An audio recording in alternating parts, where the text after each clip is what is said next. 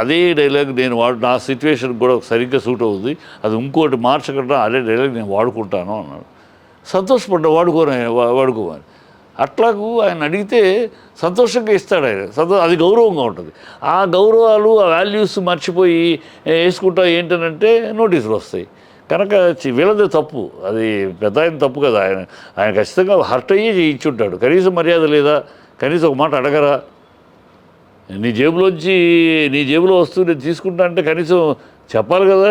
నేను చేయి పెట్టేస్తాను, తీసేసుకుంటాను, నీ జేబు అయితే నాకేంటి, నా ఇష్టం, నాకు అవసరం తీసుకుంటానంటే ఎట్లా?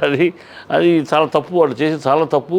ఇమ్మెచ్యూరిటీ అనాలా, అహంభావం అనాలా, లేకపోతే బుద్ధి జ్ఞానం లేని పని అనాలా, లేకపోతే ఇన్నోసెంట్ తెలియకేదో చేశారనుకోవాలా, ఏదైతే తప్పే. సో ఆయన నోటీసులు ఇవ్వడంలో ఎలాంటి తప్పు లేదు.